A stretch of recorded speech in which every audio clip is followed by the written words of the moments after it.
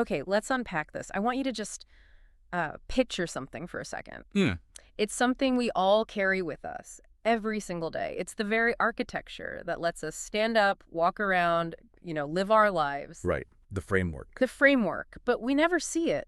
Not really. It's the most fundamental part of us, and yet it stays completely hidden. Unless something goes wrong. Exactly. Unless something goes horribly wrong. I'm talking about bones. It's a powerful way to start. It is, isn't it? The source material we're diving into today, Susan Wittig Albert's novel, Dead Man's Bones, it opens with this really striking meditation on how bones are the hidden scaffolding of our lives. Yeah. They're invisible while we're living our daily grind, hidden under skin and muscle and all that. But they are the most enduring part of us after we're gone. And that's what's so fascinating here, how the author uses that physical reality as a metaphor for the whole story. How so? Well, just like bones are hidden beneath the skin, the secrets of this small town are buried beneath a veneer of polite society, church socials, daily routine. And just like bones, when those secrets are finally unearthed, they have a story to tell. They speak, if you know how to listen. And today we are definitely listening. We're heading deep into the Texas Hill Country to the fictional town of Pecan Springs. A great setting. If you've been following our deep dives, you know we love a setting that feels like a character in itself, and Pecan Springs is definitely that. We're entering the world of China Bayles. She's a fascinating protagonist to guide us through this. Tell us a bit about her. She's not your typical small-town shopkeeper. No, not at all. She's a former big city criminal defense attorney. She used to work in the high-stakes, high-stress legal world of Houston. And she traded all that in. She did. She traded it for an herb shop in a small town. She's grounded, she's very pragmatic, and she is trying very, very hard to live a quiet life. Which, let's be honest, sounds like the dream for about half the people listening right now. Oh, absolutely. Just quitting the rat race and opening a cute shop, sign me up. But the reality is a little sharper, isn't it? It is. As we see in this text, you can leave the city, but you can't necessarily leave the crime. Or the lawyer's instinct behind. It follows you. It does. China tries to focus on her herbs, her shop time and seasons, her husband, but the world just keeps intruding. So our mission today is to unpack all the layers of this narrative. We've got a stack of excerpts from the book, and let me tell you, it is a rich stew of ingredients. A very rich stew. We have a literal discovery of a skeleton in a cave. We have these deep dives into botanical lore that frame every single chapter, and we're going to get into the weeds on that, literally. And then you have the human element, this incredibly complex, tangled web of small-town relationships. Oh, yeah, involving a client from hell, a missing heir, and a whole lot of bad blood. And what I really appreciate about this material is that it isn't just a simple whodunit. It's really a study of intersections. Yeah. You've got the intersection of ancient history and very modern crime. You have the intersection of, hard science forensic anthropology and folk herbal remedies. It's about how the past just refuses to stay buried. Okay, so before we get to the dead body, and we will get there, set the scene for us a little more. We're in Pecan Springs. The text says it's autumn. Right, but it's Texas autumn, so it's not exactly sweater weather yet. Right, still pretty warm. It's that transition season. Mm-hmm. The text describes the Texas Hill Country so vividly. You have this rugged, beautiful landscape, live oaks, limestone cliffs, dry creek beds. But geographically, it's what's happening underground that's critical here. Okay. This is karst topography. Karst. I've heard that term usually with, sinkholes in Florida or something. What does it mean for the Texas Hill Country? Well, think of the ground beneath your feet not as solid rock, but more like a massive block of Swiss cheese. Or maybe a hard sponge. Swiss cheese, I like that. It's limestone that's been eaten away by slightly acidic rainwater over millions and millions of years. Mm-hmm. So the whole area just riddled with caves, fissures, sinkholes, underground rivers. The Edwards Plateau, which is where this is set, is one of the most cave-rich regions in the entire United States. So when you're walking around Pecan Springs, you're literally walking over empty space half the time. A lot of the time, yeah. And metaphorically, that is just perfect for a mystery, isn't it? The ground itself is full of hiding places. Things can disappear. Things can disappear into the earth very easily here. Water disappears, animals disappear, and sometimes people disappear. Chilling.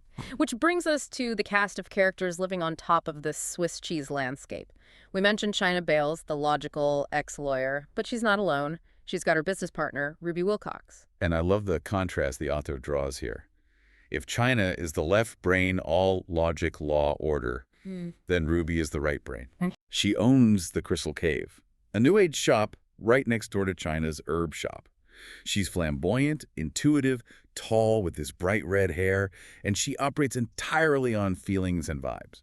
It's that classic skeptical believer dynamic, but they make it work as a friendship. It really grounds the story because they check each other. Oh, absolutely. China stops Ruby from floating away into the ether. And Ruby stops China from becoming, I don't know, a robot. Exactly. Then you have the law enforcement angle with McQuaid, who is China's husband. He's a former homicide detective. So he brings the procedural knowledge to the table. He does. He's now a professor and a part-time private investigator. So he's got the skills, but he's sort of on the outside of the official police force now. And finally, we can't forget the catalyst for this whole mystery.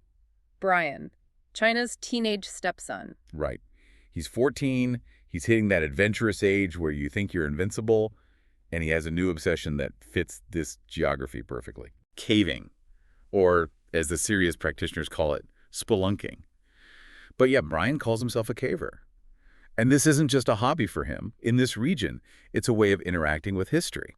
So let's jump right into section 1, the discovery, because this is where the story shifts from, pleasant small-town drama to something much darker. A full-blown cold case murder. Brian is out at a place called the Swenson Ranch, exploring a cave called Mistletoe Springs. And context here is really important. This cave isn't just some random hole in the ground. It's a known archaeological site. Right. There's a university dig going on in the main chamber. They found Paleo-Indian artifacts there. We're talking 10,000-year-old bones, flint points, the remains of the very first people to live in Texas. So ancient history. When Brian decides to play explorer and crawls into this unmapped, muddy little chute, which, by the way, sounds absolutely terrifying to me. Oh, shoo. Claustrophobic. He has a certain expectation. He thinks he's Indiana Jones. He's looking for something ancient. Exactly. He's squeezing through a passage that's barely wide enough for his shoulders. They call that a squeeze in caving terms. And he's expecting to maybe find an arrowhead or, a fossilized bison bone. But what he finds is distressingly modern. Yeah. He crawls into this narrow passage, he shines his light into the gloom, and he sees a skeleton. But the details are all wrong for a Paleo-Indian hunter. The visual dissonance is what makes this scene so creepy. The text mentions the skeleton is wearing rotted jeans with a metal zipper. A 10,000-year-old hunter doesn't wear Levi's. Not usually, no. And then there's the footwear. Sandals, specifically what looks like Birkenstocks, with the foot bones still inside them. Ugh, that image, it's so visceral. It just immediately collapses the timeline. Right. We aren't looking at deep history. We are looking at our history. The Birkenstock is such a specific cultural marker. It just screams late 20th century. It screams counterculture or hippie. It effectively tells us this was a guy who probably listened to classic rock. It humanizes the bones instantly. Now, the initial theory on the site is that it was a tragic accident, a caver who got trapped years ago. There's a massive 10-pound rock found crushing the skull. And that's a logical assumption in that environment. I mean, caves are dangerous. Rocks fall, roofs collapse. Sure. If you find a body with a crushed head under a rock in a cave, you assume gravity did the work. It's the simplest explanation. But then we bring in the science, and this is where the deep dive gets really interesting for those of us who, love the forensic side of things. We are introduced to Alana Montoya. The Bone Doc. She's a forensic anthropologist at the local university, CTSU. And she's a fantastic character. She is. She brings this hard, cold science into this cozy, herbal, scented setting. She takes these bones back to her lab and she starts to listen to them. And the story the bones tell is completely different from the whole accidental death theory. Okay, so let's break down her analysis, because the source material goes into some really cool specific detail here. It's not just CSI magic, it's real anatomy. No, it's the real deal. So how does she even start? How does she identify who this person was? Well, first she establishes the biological profile, gender and age. To determine the gender, she looks at the pelvis. The pelvis. Specifically, a feature called the sciatic notch. Unpack that for us. What is the sciatic notch? I have no idea. It's an indentation on the lower part of the hip bone. In females, this notch is generally very wide, to allow for childbirth. Wow, okay, makes sense. In males, it's much narrower. So she looks at this skeleton's pelvis, sees a narrow notch. She also looks at the pubic bone. It's short. You put that combination together, and you have very, very high probability that this is a male skeleton. Wow, just from that. So, okay, we have a male. How does she pin down the age? Because bones stop growing after a certain point, right? How can you tell if someone was 30 or 50? They stop growing, but they keep changing. There are markers. She looks at the collarbone, the clavicle, specifically the medial epiphysis, which is the end of the bone closest to your sternum. Why that specific bone? What's special about the collarbone? Because the clavicle is one of the last bones in the human body to fully fuse. That medial end, it doesn't complete its fusion until a person is in their late 20s, sometimes even 30. So it's like a built-in clock. It is. If Alana looked at that bone and it was smooth and solid, she'd be looking at someone older. But she sees ridges. It's distinct textual evidence of youth, but not childhood. She puts his age at roughly 30 years old. It's like reading tree rings, but for human aging. That is fascinating. It really is. So we have a 30-year-old male. Now, what about the timing? Because if he's a modern human in a stable cave environment, he could have been there for 5 years or 50. The genes were rotted, but denim takes a long time to rot in a dry cave. This is where the artifacts, the stuff found with the body, become absolutely crucial. They found coins in the rotted pockets under the body. And the dates on the coins? The latest date on any of the coins is 1975. And, just as significantly, the 1975 penny had a crisp rim. A crisp rim? What does that tell you? It means it hadn't been in circulation very long. It wasn't worn down by thousands of fingers and cash registers. It was effectively a new penny when it went into that pocket. So that anchors the death to the late 1970s, sometime after 1975. Right. And there's another physical detail that confirms that era. A gold tooth. A gold tooth? A gold crown on a front tooth. Alana points out that in modern dentistry, say from the 90s onwards, dentists use resin or porcelain to fix a front tooth. They want to look natural. Right. Nobody gets a gold front tooth anymore unless it's a specific style choice. Exactly. But in the 70s, a gold crown or inlay on a front tooth was a common, durable dental repair. It fits perfectly with that mid-70s timeline. Okay, so we have a pretty clear picture. A young man, roughly 30, who died sometime around 1975. But here is the big twist. The rock didn't fall on him. No. Or rather, it didn't kill him. It didn't. And this is the aha moment where the whole genre of the story just shifts. Alana cleans the skull, she reconstructs the fragments from under the rock, and she finds a bullet hole. Whoa. A tiny, neat, circular hole. It's incredibly specific. The entrance wound is in the lower left occipital bone. That's the back of the head, right at the base of the skull. It's the back of the head? And the exit wound is in the right frontal bone, near the forehead. So he was shot from behind? Yes, execution style, or at the very least, he was caught completely unaware. Yeah. But it's the physics of the fracture lines that proves it was murder and a cover-up. What do you mean, the physics? Alana explains that fractures in bone act like cracks in a windshield. When you hit a windshield, cracks radiate out from the impact point. Right. If you hit it again in a different spot, the new cracks will stop when they hit the old cracks. They won't cross them. I see. So the order of impact is recorded in the glass, or in this case, the bone. Precisely. The radiating fractures from the massive rock impact, they all stop dead when they hit the fractures from the bullet hole. That tells you the definitive order of events. Mm-hmm. Bullet first, rock second. That is just chilling. It is. It creates a whole narrative of the crime just from the physics. It means someone walked this young man into the cave, into the absolute pitch blackness, shot him in the back of the head, and then physically lifted a 10-pound rock and smashed it onto the corpse. To hide the bullet wound. To make it look like an accident. And think about the darkness factor the text mentions. China Bayles reflects on this, and it's a terrifying thought. It's awful. Whoever the killer was, they had the flashlight, they had the gun, they shot the victim, and then they walked out, taking the only source of light with them. Leaving the body in total, absolute darkness. For 30 years. It creates such a sense of claustrophobia and dread. It's not just a puzzle. It's a really dark, intimate crime. You have to be very cold to leave someone in the dark like that. And it just raises all these questions. Who was he? Why was he there? And who in this small, quiet town has been keeping that secret for 3 decades? It really emphasizes that theme of hidden things, doesn't it? The bones were hidden in the earth, just as the guilt has been hidden in someone's memory. And now the earth has given them up. It has. Now, before we get to the suspects, and there are some absolute doozies in this town, believe me, we have to talk about the structure of this story. Because, as we mentioned in the intro, it's not just bones, it's botany. This is a China Bayles mystery, after all. Right. This is the unique selling point of the whole series. Yeah. Every chapter is framed by a specific herb. And it's not just decoration. It usually thematically links to the plot in a really clever way. It connects the natural world to the human drama. Perfectly. So the title itself, Dead Man's Bones, that sounds like something a pirate would say, but it's actually a plant. It is.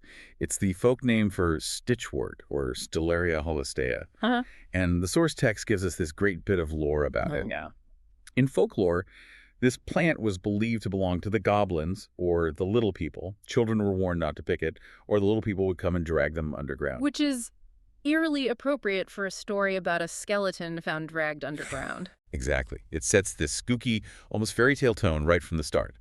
Medically, it was used to treat a stitch in the side, hence the name stitchwort. But the bones part of the name comes from its brittle stems that snap like little bones. But there are other herbs mentioned that are even more relevant to the physical evidence we just discussed. Comfrey, for example. Yes, comfrey. Symphytum officinale. You might know it by its folk name, knitbone. Knit bone, like knitting a sweater. Like knitting a broken bone back together. Ah. It contains a compound called elantoin, which stimulates cell proliferation. Historically, herbalists would make a poultice of comfrey leaves and wrap it around a broken leg to speed up the healing. And the text links this directly to our skeleton. It does, because the skeleton had previous injuries, right? Significant words. Very significant. Alana finds evidence of severe trauma that happened years before death. Healed fractures, but with steel pins in the leg, evidence of difficult repairs to the arm. This guy had been smashed up badly and put back together at some point. So the knit bone theme echoes his actual medical history. It's a perfect match. And it's a great clue for identification, too. Not many people in the 1970s would have that much metal hardware in their legs unless they had been in a really serious car crash, or maybe Vietnam. Exactly. It narrows the field of who this person could be. There's another plant that plays a huge role in the social texture of the book, and that's hemp, Cannabis sativa. This is a fascinating detour the book takes. It feels like a very specific cultural touchstone for the time. Right. We're introduced to a character named Colin Fowler. He runs a shop called Good Earth Goods, and he is a hemp activist. Which is a big deal. We have to pause and look at the context here. We are in a conservative small town in Texas, and here is Colin selling hemp products. The book uses him to educate the reader and China on the distinction between hemp and marijuana. Which is a distinction a lot of people, even today, still get confused about. Very confused. But the book goes into the history. It points out that for thousands of years, hemp was a vital industrial resource. I saw that part. It mentions this fascinating etymological fact. The word canvas actually comes from the Latin word cannabis. Isn't that incredible? Wait, really? So the sails on Columbus's ships Were likely made of hemp. Yeah. Canvas literally equals cannabis. Sails, ropes, paper. It was all hemp. The drafts of the Declaration of Independence. Hemp paper. Oh. If you didn't have hemp, you didn't have a navy, and you didn't have global trade. The British Empire literally floated on a sea of hemp. So Colin isn't just selling hippie gear. He's trying to reclaim a piece of lost industrial history. He is. But the town doesn't see it that way. The narrative highlights the massive shift that happened with the 1937 Marijuana Tax Act, which effectively demonized the entire plant to protect other industries like timber and cotton. So he's pushing against the grain? Very much so. Colin is trying to bring back the industrial use clothing, soap, paper, which is legal to own, but at the time the book is set, was illegal to grow in the U.S. It paints him as a bit of an outsider, doesn't it? The counterculture element, much like our skeleton in the Birkenstocks might have been. That's a great connection. Both Colin and the victim represent something that the traditional power structures of the town might find threatening or weedy. Something they want to root out. Exactly. Yeah. And that outsider status is really important because Colin is dating Ruby, China's best friend. Which creates immediate tension. But before we get to the trouble in paradise there, I love how even the food in this book ties into the herbal theme. Oh, yeah. There's this really detailed description of a pesto mayo recipe. Basil, spinach, garlic, pecans. That's a classic trope of the cozy mystery genre. Right. Comfort amidst chaos. Right. You have the grisly reality of the crushed skull in the cave, Yeah. the cold autopsy table, and then cut to China Bayles in her warm, fragrant kitchen, smelling fresh basil, crushing garlic, roasting pecans. It's grounding, isn't it? It's a necessary counterpoint. It reminds us that life and appetite goes on. It humanizes the detective. She isn't just a brain solving a puzzle. She's a person who needs to eat lunch. It invites you, the listener, or the reader, to sit down at the table with her for a minute. Okay, so we've got the body, we've got the herbs, we've got the pesto. Now we need to look at the town itself. Because if you're going to have a 30-year-old murder mystery, you need a town with long memories and deep grudges. And Pecan Springs has plenty of those. The source material introduces us to the Obermann sisters. Hmm. And if we're talking about characters, these two are right at the top of the list. Oh, man. They are the definition of Southern Gothic. Jane and Florence Obermann, the last survivors of this wealthy, philanthropic family. But they're not exactly the sweet old ladies next door baking cookies for the church bake sale. Not even close. Let's talk about the Obermanns, because every small town has a family like this. The ones who built the library, whose name is on the hospital wing, who used to own half the county. But their time has passed. Time has moved on, and they haven't, and that's where the trouble starts. Jane Obermann is described in the text as the dragon. Yeah. That is quite a nickname. And it fits her perfectly. She is autocratic, rude, and universally disliked. She's a woman who is used to getting her way, always because of their last name. But as the family fortune has dwindled, she's become more brittle, more controlling. Control is the only currency she has left. Exactly. And her sister, Florence. Florence is the shadow. She's the frail, submissive counterpart. She has been basically trampled by Jane's personality for 70 years. It's a toxic, codependent relationship. Florence is almost ghost-like in her own home, just flinching every time Jane speaks. And there is major drama surrounding the community theater, and it involves these two. This is a classic small-town conflict that just spirals out of control. The sisters donated an old stable on their property to be turned into a theater, which sounds generous, right? In theory. Yeah. But you just know there are strings attached. Oh, there's no such thing as a free lunch with the Obermanns. There were big, thick ropes attached. The town accepted the building, but the condition was that, for their inaugural performance, they had to perform Jane's play. A play she wrote. A play she wrote about her father, titled A Man for All Reasons. A Man for All Reasons. Sounds painful. It's described as amateurish, sentimental hagiography, a total vanity project. But because the town needs the theater, the board accepted. And now, Jane is micromanaging the entire production. The client from hell. The ultimate client from hell. She's firing actors because they don't look like her father. She's demanding signs be repainted to include her father's middle initial. She is making everyone's life an absolute misery. And this is where McQuaid, China's husband, gets pulled in. Jane hires him. She does. She hires him because she believes someone is plotting to kill her. And the question is she just being paranoid, or is she right? Because honestly, based on how she treats people, the line of people wanting to kill her must be around the block. That's the central question McQuaid has to figure out. Right. Is she a paranoid narcissist, or is she a legitimate victim? He makes a list of people who might have a motive. And it's a long list. It's a very long list. You've got the entire theater board, Marion Atkins, the stressed president who's just popping antacids like candy, Gene Davenport, the frustrated director who just wants to put on a good show. You have Dwayne Redmond, the actor she publicly humiliated and fired. These are people whose artistic and professional lives she is actively destroying. But then there's Hank Dixon, the handyman. This feels deeper than just theater drama. This feels like class warfare. It is so much deeper. Hank Dixon represents the people who built the Obermann wealth but never got to share in it. Hank's father, Gabe, worked for the Obermann family for 40 years. He was their groundskeeper, their handyman, everything. He lived in the apartment above that stable. The same stable that's now the theater. The very same. And here's the kicker, the part that just turns your stomach. When Gabe got cancer, Jane didn't help him. Instead of fixing up his apartment or helping with medical bills, she evicted him. No. She kicked a sick, dying man out of his home of 40 years. That is monstrous. It's brutal. Hank says his father died of a broken heart because he lost his home. So Hank holds this deep, simmering grudge. He calls Jane meaner than a stuck rattlesnake.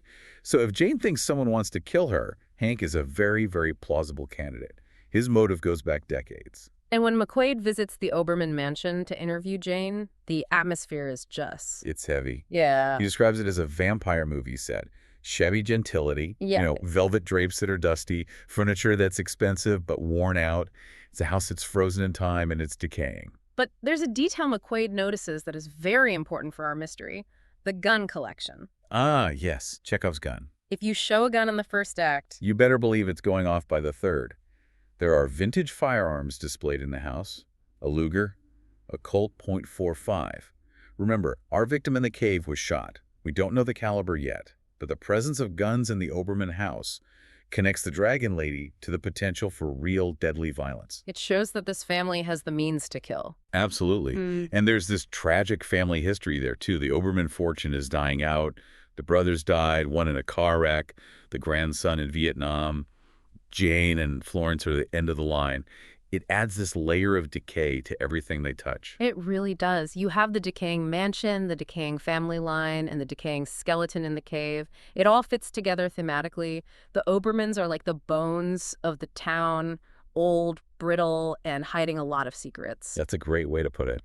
Okay, let's pivot from the gothic horror of the Obermanns to the present-day personal drama, because it's not just the old ladies who are having issues. Let's talk about Ruby and Cullen. This is the subplot that really raises the tension for China personally. Ruby is her best friend, and Ruby is ecstatic about this new romance with Cullen, the hem shop owner we discussed. She feels like she's finally found the one. The one in the black eye. Yeah, the black eye. Ruby shows up to the shop one morning with a shiner, and the explanation she gives is suspicious. The classic, I walked into a door. The oldest excuse in the book. Specifically, Ruby says she walked into a pantry door in the dark. But later, China talks to Cullen, just casually, and he makes a joke about Ruby being clumsy and walking into a bathroom door. The discrepancy. The stories don't match. Exactly. To a former criminal defense attorney like China, inconsistent stories are a massive red flag. It triggers her lawyer brain immediately.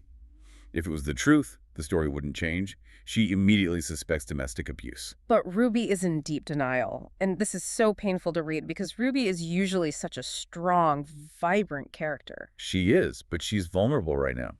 The text mentions she is recovering from breast cancer. She's had a mastectomy. Right. She is dealing with major body image issues, wondering if anyone will ever find her attractive again. She feels that Cullen accepts her body as it is. She is desperate for this love to work. She does not want to hear China's warnings. It's heartbreaking. You can see China struggling between wanting to protect her friend and knowing that pushing too hard might drive her away and isolate her even further. Which is exactly what abusers want. Isolation. It's a terrible situation. And it parallels another struggle in the book, Alana Montoya's demons. The bone doc. She's brilliant. She's solving the case, but she's crumbling. She is. China finds her drunk at a local bar, Beans, and has to drive her home. We learn that Alana is drinking to cope, but we also learn why she does what she does. Her motivation is incredibly tragic and powerful. This was a really powerful part of the text. She tells the story of a failed court case from her past. It's the haunting failure that drives her entire career. A man beat his wife to death and buried her in the backyard. Alana testified at the trial, but because of the condition of the bones, they were damaged by the backhoe that dug them up. She couldn't definitively prove to the jury that the fractures happened before death. So the defense created reasonable doubt. The defense attorney tore her apart on the stand. The man was acquitted. And then he killed again. He killed his second wife. And this time, her 10-year-old daughter was there. She watched it happen. Oh my God. Alana carries the weight of that child's trauma. She feels personally responsible. That's why she is so obsessive about the skeleton in the cave.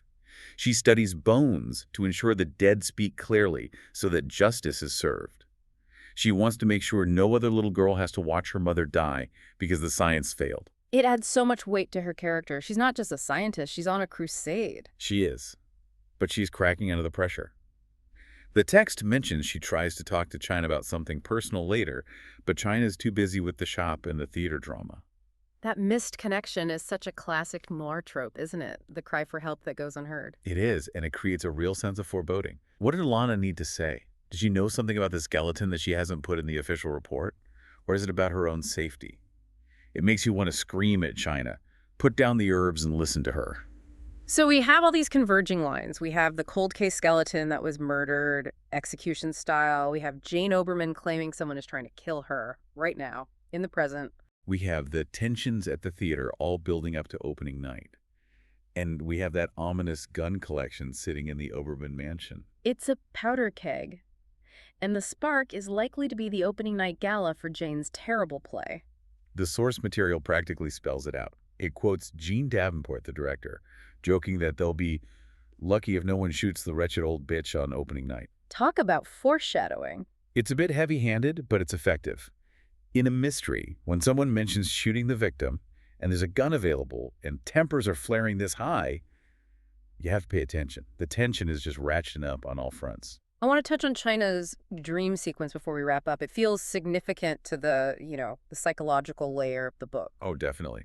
Dreams in literature are often where the subconscious solves the puzzle before the conscious mind does. And what does she dream? She dreams of being lost in a labyrinth. There's a clear echo of the cave system. She sees a phosphorescent skull, a glowing skull with a single gold tooth. And the skull is trying to guide her. It's trying to tell her the way out. The metaphor is clear. The past, the skeleton, holds the key to the present danger. The way out of the current mess, the way to save Jane Obermann or solve the mystery, lies in understanding who that man in the cave was. The skull is the lantern in the dark. So, synthesizing all of this, Mhm. what are we really looking at? Where are all these threads leading? We are looking at a story about the refusal of the past to stay dead. You have a skeleton that was literally crushed to hide its identity, yet 30 years later it forces its way back to the surface. Right. You have a play about a dead father that is tearing the town apart in the present. You have a handyman holding a grudge for his own dead father.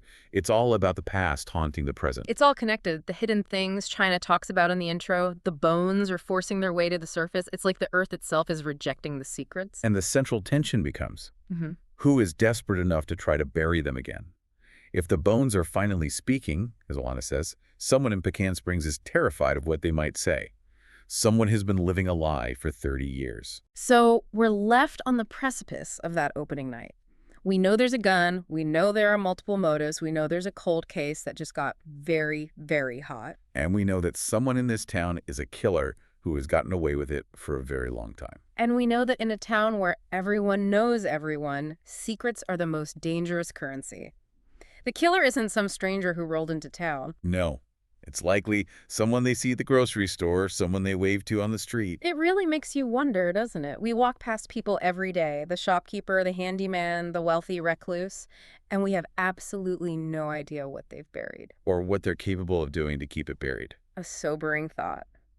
Well, that brings us to the end of this deep dive into Dead Man's Bones. It's a reminder to look a little closer at the landscape around you, both above ground and below. And maybe, just maybe, listen to what the bones are trying to tell you. Keep your trowels handy and your flashlights bright. You never know what you might dig up.